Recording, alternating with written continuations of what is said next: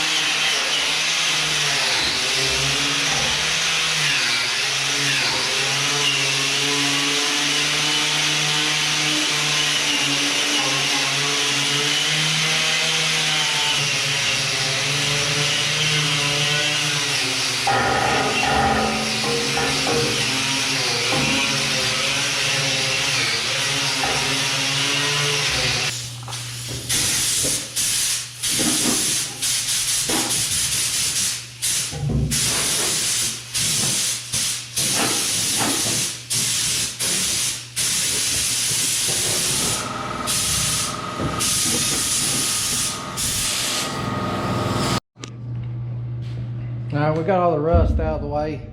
We'll be able to get a good weld. We'll be able to get a good weld on there. I don't know if you can see these cracks or not. Right on the outside of these welds right here, it's cracked on all four corners and then down the side some. Like I said, we've welded that from underneath. I'm gonna put a weld on it from the top, and if need be, we'll go back later and we'll enlarge the size of that plate, make it come on out here, and make it a bigger, cover a bigger area on the top here, and try to get it to be a little more solid, and probably put a plate underneath the bottom as well. But that's our plan. I'm gonna get this board up here, or this plate up here, and get it marked out and get our pieces torched out.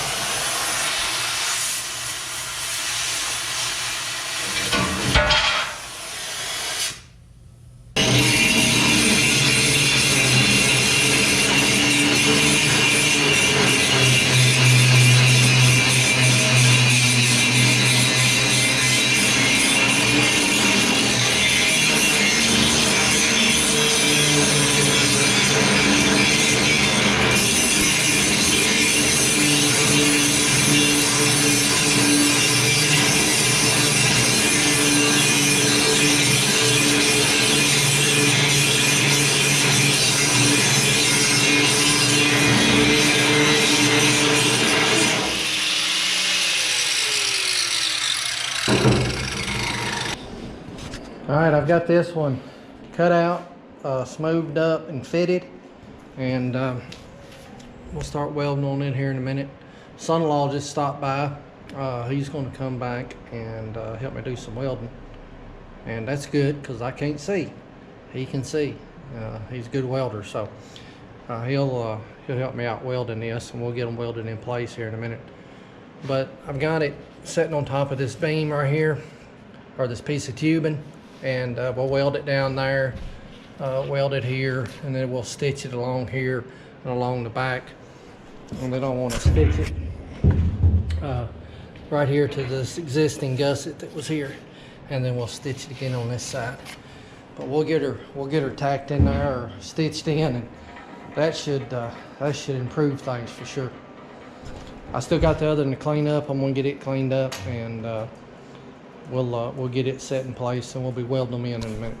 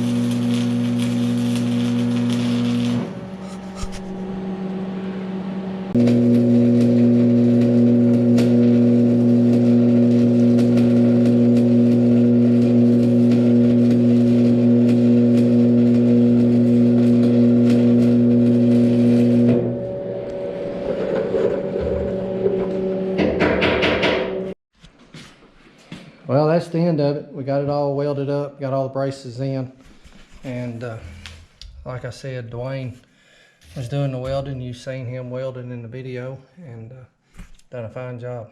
That's some good welds. Hopefully that'll stiffen it up some, and it'll last a little bit longer, but no more hours than it's got on it. It shouldn't be broke up like it is, but it sure breaks pretty easy.